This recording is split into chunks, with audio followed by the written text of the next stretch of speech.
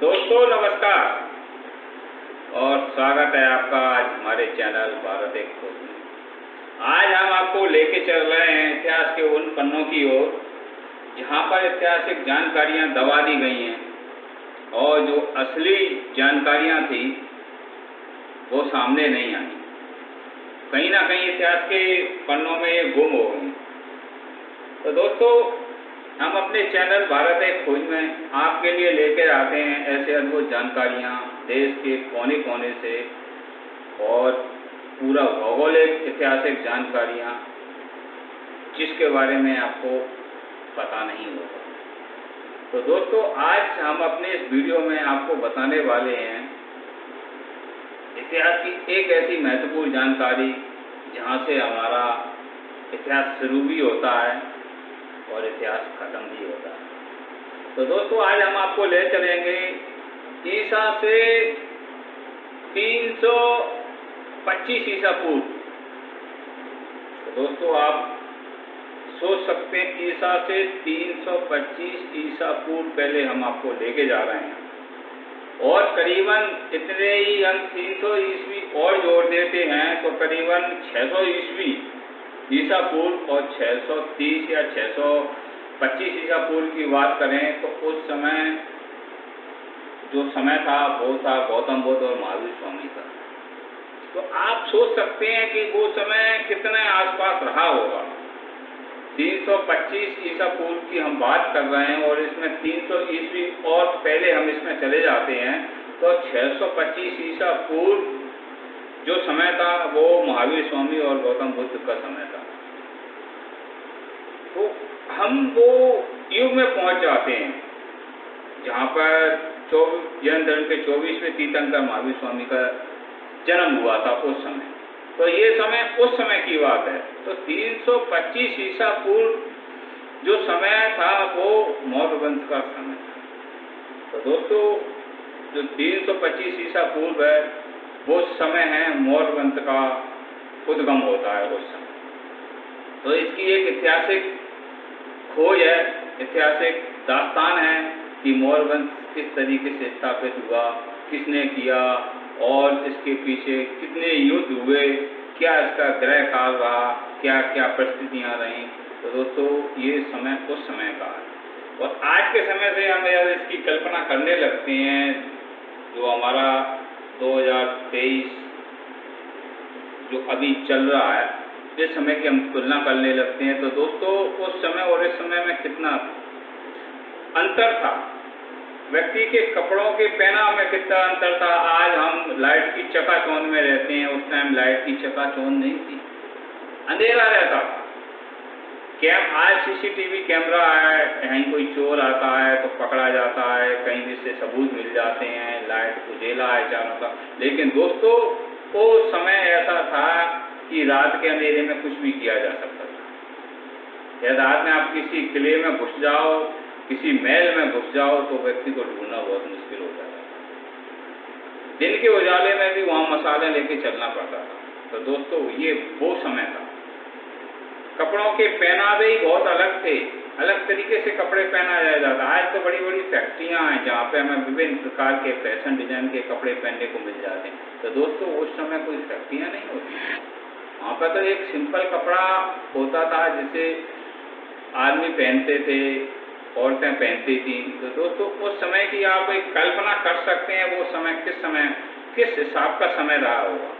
लेकिन दोस्तों उस समय भी अर्थशास्त्र था, उस समय भी इतिहास था, उस समय भी भूगोल था।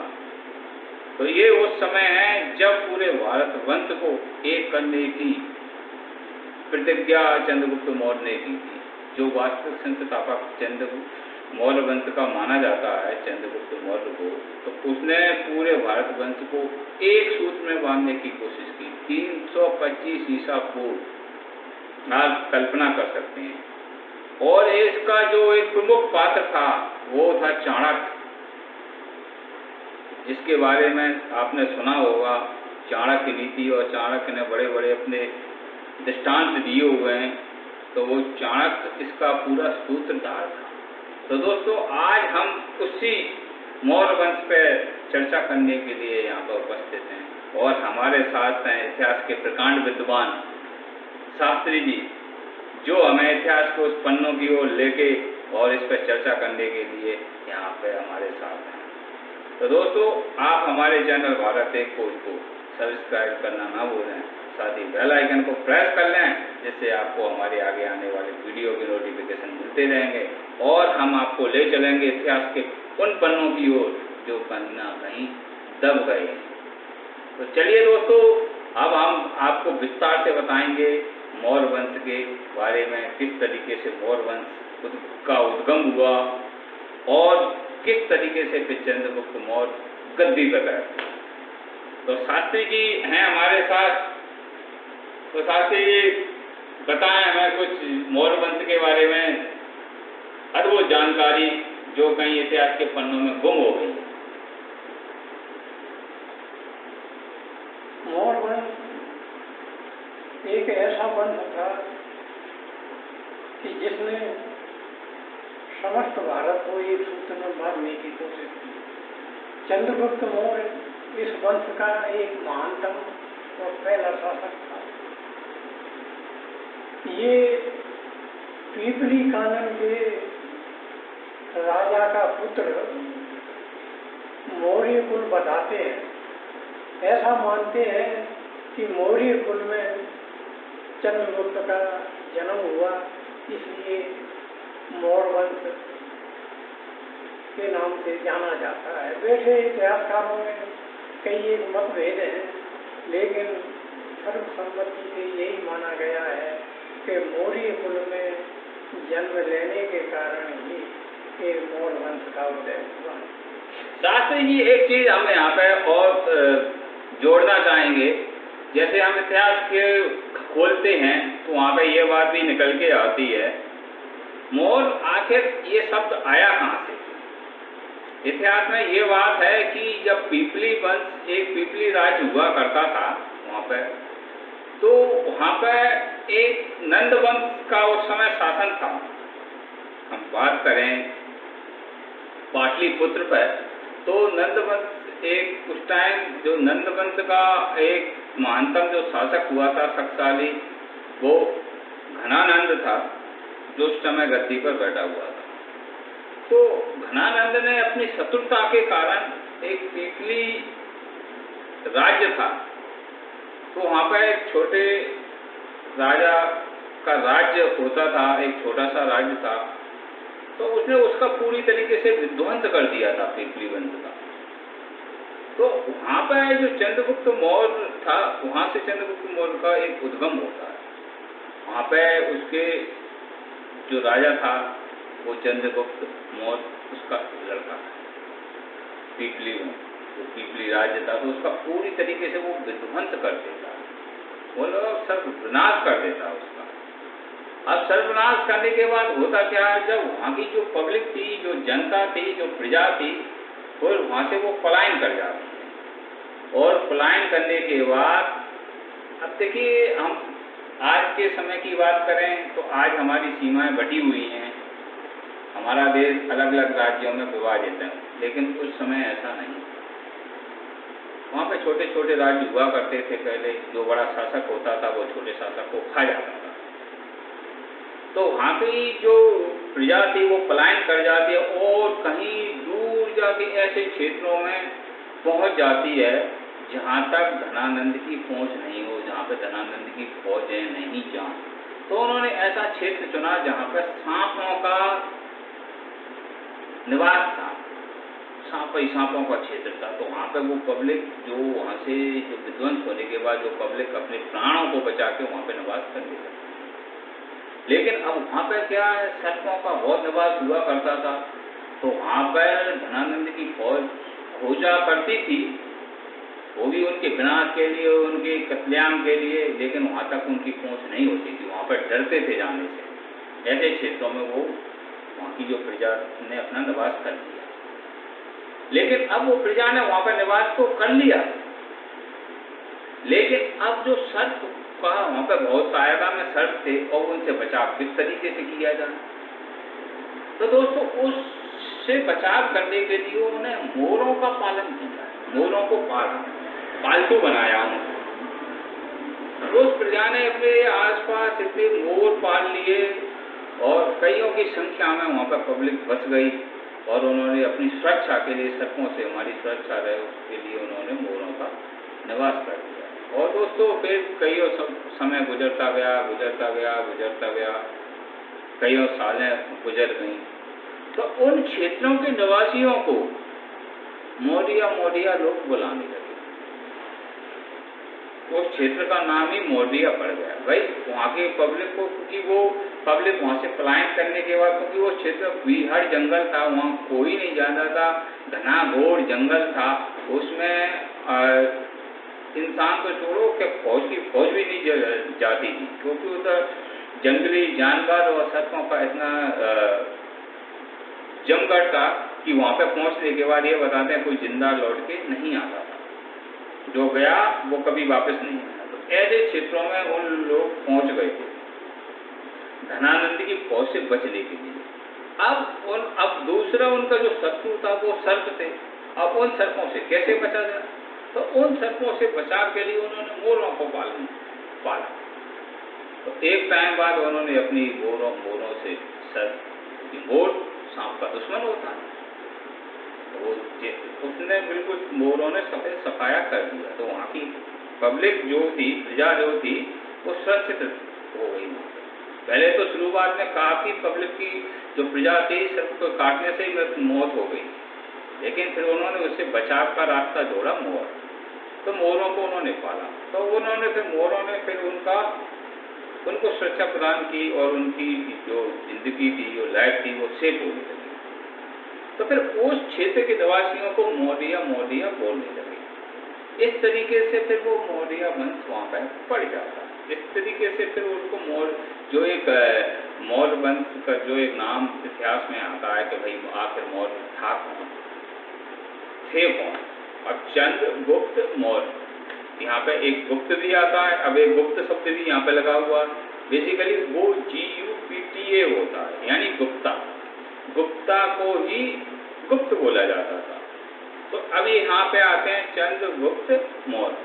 अब देखा जाए कि भाई क्षत्रिय कौन था। क्षत्रिय वही था जो अपनी सुरक्षा कर रहा है, जो लड़ रहा है, कोई जाति विशेष नहीं थी, जो लड़ रहा है वही क्षत्रिय था। तो अब जो गुप्ता, बेसिकली देखा जाए उनका टाइटल एक गुप्ता था, लेकिन अब वो गुप्ता जो राज्य था, गुप्त जो थे वो अब वो पहुंच गए उस क्षेत्र में, सर्पों के में। तो फिर अब वो गुप्त कहीं उनका विलुप्त हो गया। फिर उनको मोरिया वो पूरे क्षेत्र के लोगों को मोरिया फिर बुलाने लगे। तो इस तरीके से उसका नाम पड़ जाता है। गुप्त तो वो था ही, चंद्रगुप्त मौर्य। इस तरीके से फिर उसका वो सामने आके वो नाम निकलता। तो ये जाति का उद्गम इस तरीके से यहाँ से होता है। अब हम चाणक्य की बात भी करें तो असली चाणक्य का नाम क्या था? आचार्य विष्णुगुप्ता। उस समय वो कोई टाइटल नहीं हुआ करता था कि आज के डेट में हम देखें कि भाई ये शर्मा हैं, ये वर्मा हैं, और ये पांडे है, ये तिवारी है। तो वो पंडित था वो जो पहले जो टाइटल था वो बेसिकली गुप्तों का ही वो टाइटल चला करता था, और उनमें ही क्षत्रिय होते थे, उनमें ही फिर वो जो पंडिताई करता था तो वो उसको ब्राह्मण की टाइटल मिल गई। तो इस तरीके से वो देखा जाए तो वो पूरा गुप्ता एक वंश चलता है। और फिर वो किस तरीके से मौर्य जुड़ जाता है उसके आगे, तो मौर्य जुड़ने के पीछे उसकी ये कहानी है। अब इसमें इतिहास के साक्ष्य कहाँ से मिलते हैं? अलग अलग इतिहासकारों ने अपने अलग अलग मत दिए हुए हैं इसमें। अब साक्ष्य इसके यहाँ से मिलते हैं। ये तो हम बात कर रहे हैं ईसा से 325 ईसा पूर्व की बात है, और कम से कम मौर्य वंश ने 300 साढ़े 300 साल तक शासन किया। फिर दोस्तों इसके बाद जो उद्गम होता है, फिर वो जो गुप्ता वंश आता है। तो वहाँ से दोस्तों फिर ये पूरे उसके साक्ष्य मिल जाते हैं। आखिर ये चंद्रगुप्त मौर्य वंश जो है और जो गुप्त वंश जो आता है, क्योंकि फिर वहाँ से श्रीगुप्त जो गुप्त वंश शुरू होता है 300 ईस्वी के आसपास से। अब 300 ईस्वी के आसपास से शुरू हो जाता है हमारा गुप्त वंश, जो फिर उसके जो संस्थापक श्रीगुप्त थे, फिर चंद्रगुप्त आया, फिर समुद्रगुप्त आया, स्कंदगुप्त आया। तो इस तरीके से वो साक्ष्य पूरे क्लियर हो जाते हैं, वो गुप्ता थे। तो ये भी जो चंद्रगुप्त मौर्य था, ये इनके साक्ष्य कहीं ना कहीं इतिहास में दब गए हैं। तो बेसिकली ये वही गुप्ता वंश था जो यहाँ से चला। करीबन इसने 300, 350, 400 साल तक तो मौर्य वंश का पूरी तरीके से एक छत्र शासन रहा। फिर उसके बाद में इसका विघटन हो जाता है। फिर करीबन विघटन होते होते उस करीबन 500, 550 साल तक इनका शासन रहा। फिर उसके बाद में कहीं जाके गुप्ता वंश का आता। तो दोस्तों इस प्रकार से हम कहीं ना कहीं यहाँ तक बात पे पहुँचते हैं कि आखिर चंद्रगुप्त मौर्य कहाँ से था, कौन था, कैसे इतिहास में आया, कैसे इसका उद्गम हुआ, कोई जाति थी, कोई थी। लेकिन ये चीज़ें बातें इतिहास के पन्नों में कहीं ना कहीं गुम हो गई हैं और ये इतिहास में आपको ये सारी चीज़ें देखने को नहीं मिलती हैं। तो ये बेसिकली इतिहास की सच्चाई है जो कहीं कहीं इतिहास के पन्नों में दबी हुई है। आगे हमारे शास्त्री जी हैं हमारे साथ में और इस पर प्रकाश डालेंगे अपने चंद्रगुप्त मौर्य वंश के ऊपर कि आगे किस तरीके से इसका उद्गम हुआ और कैसे फिर चंद्रगुप्त मौर्य अपनी गद्दी पर बैठा। ये बात तो आपने ये ठीक कही कि मौर्य पालकों का पुत्र होने के नाते ही उसको मौर्य कह के बुलाया गया और उस क्षेत्र में मौर्य ही मौर्य पाली जाती थी सर्पों से बचाव के लिए। इसलिए मौर्य वंश का उद्गम वहीं से शुरू होता है और ये गुप्त वंश जो जुड़ा हुआ है, जो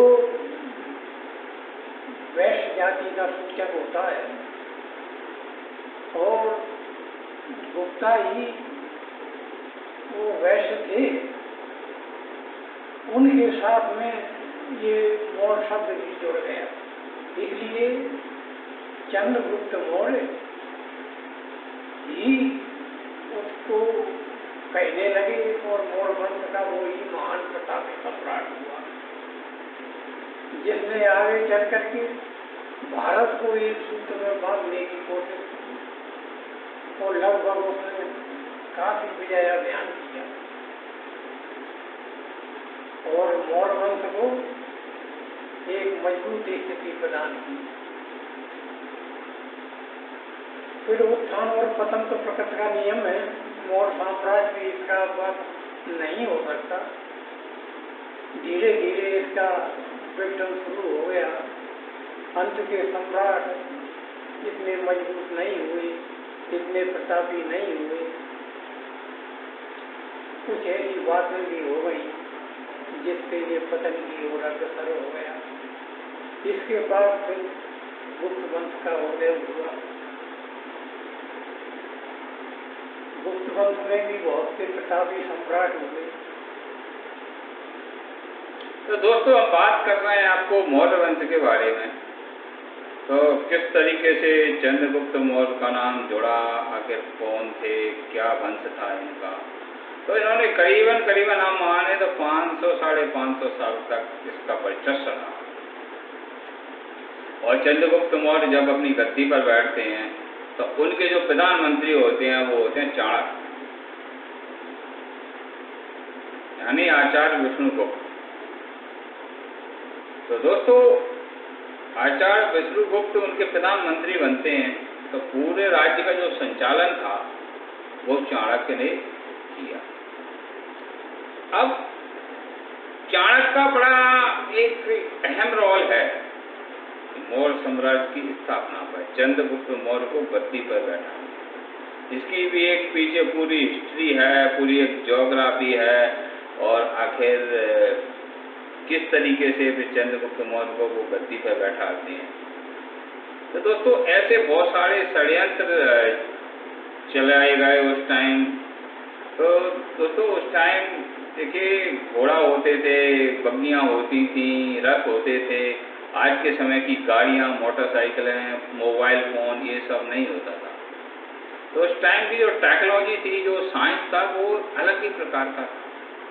और उस टाइम जो षड्यंत्र रचे जाते थे राजमहलों में, वो अलग प्रकार के होते। किस प्रकार से राजमहलों में घुसा जाता था, किस तरीके से फिर वहाँ पे भी चुगलखोरी होती थी राजमहलों के अंदर, फिर किस तरीके से वहाँ से निकला जाता था। इस तरीके से चंद्रगुप्त मौर्य भी कईयों बार फंसे। धनानंद के महलों में या उससे जब शत्रुता हुई और उससे कईयों बार मतलब जान से जाने की नौबत आई और कईयों बार उन्होंने अपनी जान बचाई। चंद्रगुप्त मौर्य और चाणक्य दोनों ने अपनी कूटनीति के द्वारा किस तरीके से वहाँ से बचना है, निकलना है और फिर किस तरीके से अपने रणनीति को तैयार करना है, तो पूरी वो विधि विधान एक लंबी दास्तान, लंबी स्टोरी और लंबे समय तक चली। तो कहीं जाके तब उनको कहीं सफलता मिलती है, फिर नंदवंत का अंत होता है, तो फिर चंद्रगुप्त मौर्य अपनी धरती पर बैठता है। तो दोस्तों आज हम अपने वीडियो में आपको कितनी महत्वपूर्ण जानकारी हमने दी है आपको, शायद इसके बारे में ना तो कहीं इतिहास में आपको देखने को मिलेगा और ना ही कहीं आपको ऐसी ऐतिहासिक जानकारी मिल पाएगी। क्योंकि दोस्तों आपको ये मौर्य वंश के बारे में देखने को मिलेगा तो यही है कि भाई ये इतिहासकार का ये मत है, इस इतिहासकार का ये मत है, कुछ इतिहासकार ऐसे कहते हैं, कुछ इतिहासकार ऐसे कहते हैं। तो दोस्तों हम जो लेके आए आपके लिए एक इतिहास का निचोड़ लेके आए कि आखिर था क्या उस समय। क्योंकि ये समय महावीर स्वामी के लगभग 300 ईस्वी हम इसमें और जोड़ देते हैं तो उस समय का समय है।